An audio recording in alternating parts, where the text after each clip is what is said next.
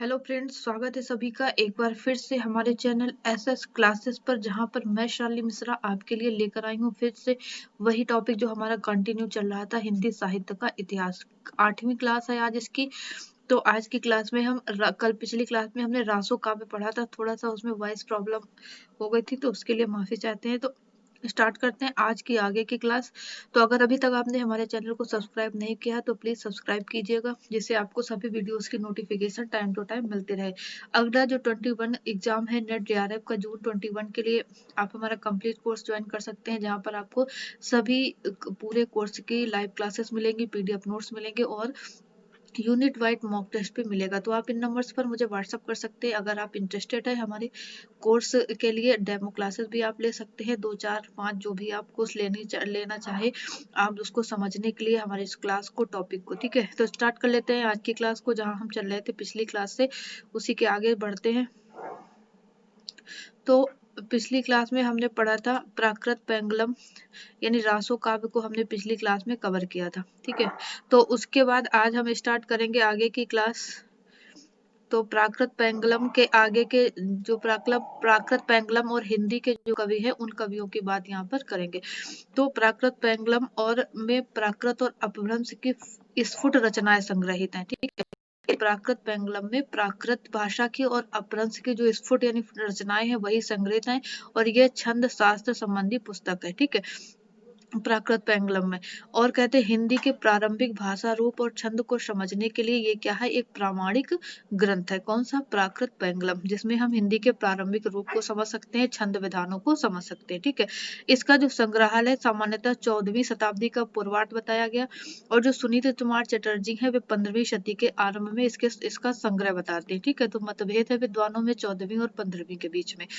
ठीक है, तो लेकिन कहते हैं जो इसके संग्रहकार है उसका कोई पता नहीं मिलता है। ठीक है, उसके बाद सौरसेनी अपभ्रंश के छंदों की संख्या इसमें अधिक मिलती है और इन पर पश्चिमी हिंदी का प्रभाव देखा जा सकता है। उसके बाद पूर्वी हिंदी का प्रारंभिक रूप अगर हमें देखना है तो वर्ण रत्नाकर और उक्त व्यक्ति प्रकरण जो रचनाएं हैं इनमें हमें पूर्वी हिंदी का प्रारंभिक रूप देखने को मिलेगा।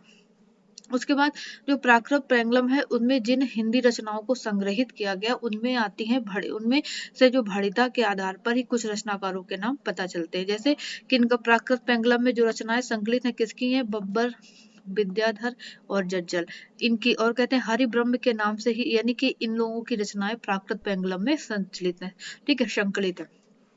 तो इन कवियों का महत्व भाषा की दृष्टि से भी है और सामाजिक सांस्कृतिक स्थितियों की वैविध्यता की अभिव्यक्ति की दृष्टि से भी हम इन कवियों का महत्व देख सकते हैं। प्राकृत पेंगलम में ये ध्यान रखना है किन कवियों की रचनाएं मिलती हैं, तो बब्बर, जज्जल और विद्याधर की। ठीक है, तो उसके बाद राहुल संकृत्यायन, इसके विषय में कहते हैं कि राहुल संकृत्यायन ने बब्बर यानी कि को प्रसिद्ध वीर कलुचरी नरेश कर्ण यानी जिनका समय 1040 से 80 का था उसका दरबारी कवि बताया। तो बब्बर किसका दरबारी कवि था? राहुल संकृत्यायन के अनुसार यानी कलुचरी नरेश कर्ण का दरबारी था। ठीक है, उनका जो उन्होंने हिंदी काव्यधारा नाम का जो जिसमें इतिहास लिखा हिंदी काव्यधारा के नाम से, तो उसमें उन रचनाओं में वे बब्बर रचित, उनको किसका माना है, वो बब्बर रचित मानते हैं। ठीक है, और जिनमें बब्बर का नाम नहीं है लेकिन वो कहते हैं कि इनके बारे में उन्होंने संदेह भी प्रकट किया। कहते हैं, लिखते हैं राहुल जी इसके विषय में कि जिन रचनाओं में बब्बर का नाम नहीं है वह बब्बर की ही है, इसमें संदेह है मगर कर्णकालीन जरूर है। तो वो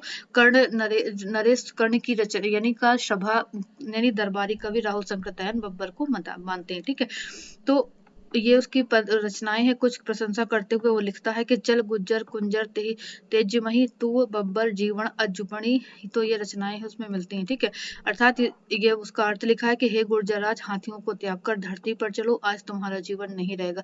तो ऐसा वो कर्ण की यानी प्रशस्ति में ये लिखता है। ठीक है, उसके बाद आगे चलते हैं पेंगलम में जो विभिन्न वर्गों की आर्थिक स्थिति पर प्रकाश मिलता है ना, धनी निर्धन दोनों वर्गों के मध्य की जो स्थिति है, वर्षा ऋतु यानी उसी को सुखकर प्रतीत होती है जिसके पास ऊंची छाजन का स्वच्छ घर हो, यानी जिसके पास ऊंची छत हो, ऐसा उसमें वर्णित है पेंगलम में। ठीक है, विनयशील गृहिणी और धन से भरा जिसके पास मुद्रा ग्रह हो, वर्षा ऋतु उसी को यानी सुखकर होती है। ठीक है, सामान्य और आगे उसमें मिलता है कि सामान्य किसान तभी सुखी होता है जब उसके प्रिय द्वारा यानी केले के पत्ते में दूध मिश्रित औगार का भात, गाय का घी और मटली आदि के गुच्छों का उसको क्या मिले, साग मिले। ठीक है, तो उसमें ये रचनाओं का वर्णन मिलता है। उसके बाद आगे बढ़ते हैं इसके विषय में।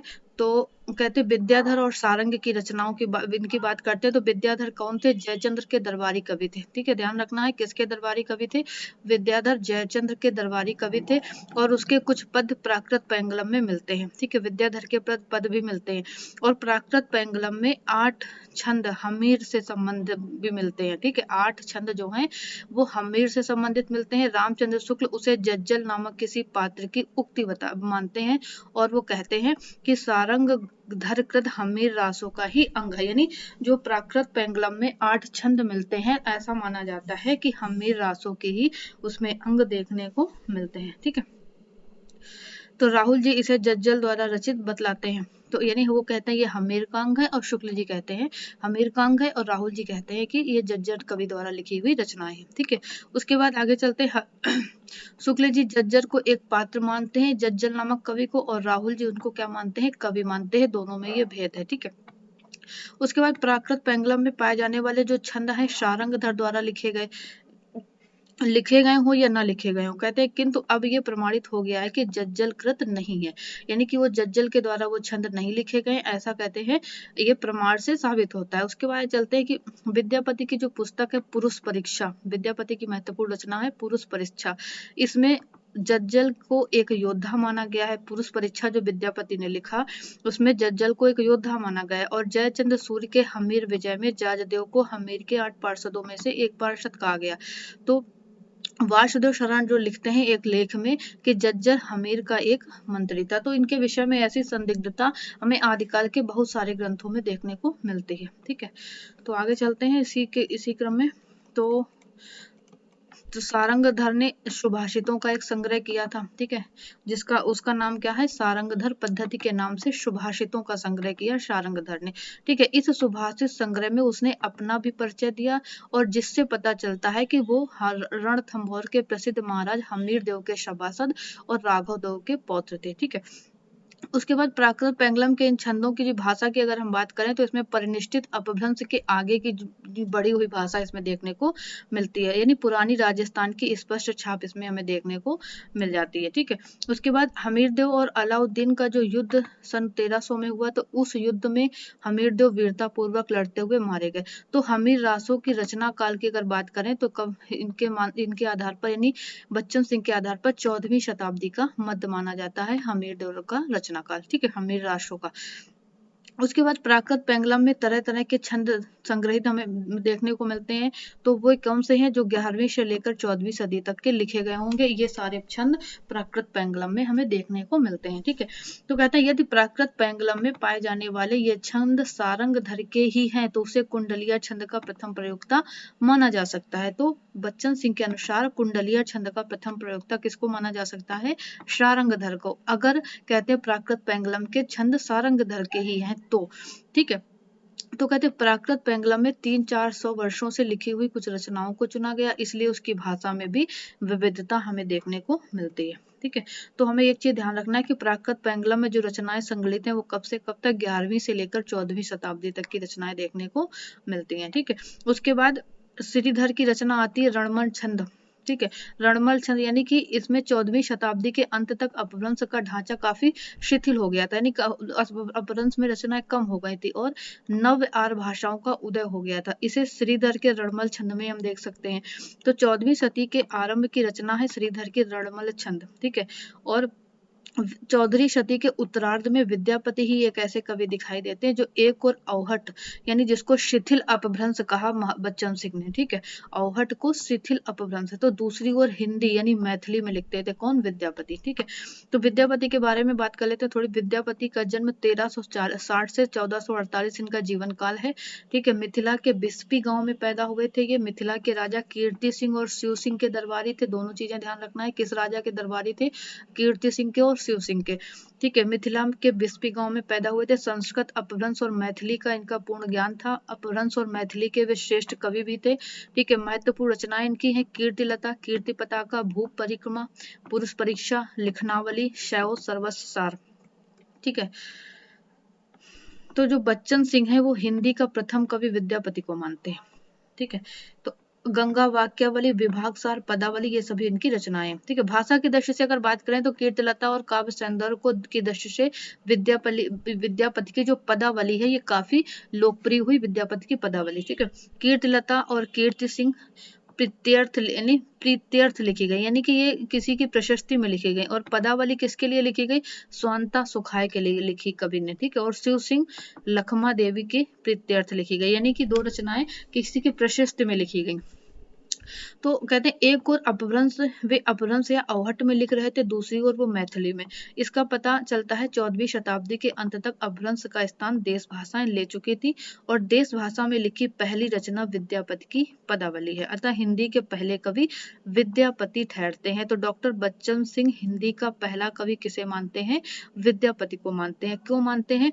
क्योंकि उनके अनुसार 14वीं सदी के अंत तक अपभ्रंश का जो स्थान था वो देश भाषा ले चुकी थी और देश भाषा में पहली रचना विद्यापति की पदावली मिलती है, इसलिए वे हिंदी का पहला कवि विद्यापति को मानते हैं। ठीक है, कीर्तिलता, इनकी रचना की बात करते हैं तो कीर्तिलता में कीर्ति सिंह के उन प्रयत्नों का वर्णन है जिनके आधार पर उन्होंने तिरोहित का खोया हुआ राज्य पुनः प्राप्त किया। और वर्णन मूलता जो क्या है, अतिशयोक्तिपूर्ण वर्णन है और ये प्रशस्ति परक है। ठीक है, उसके बाद आगे चलते हैं, ये उसका कथानक है कीर्तिलता में क्या वर्णित है।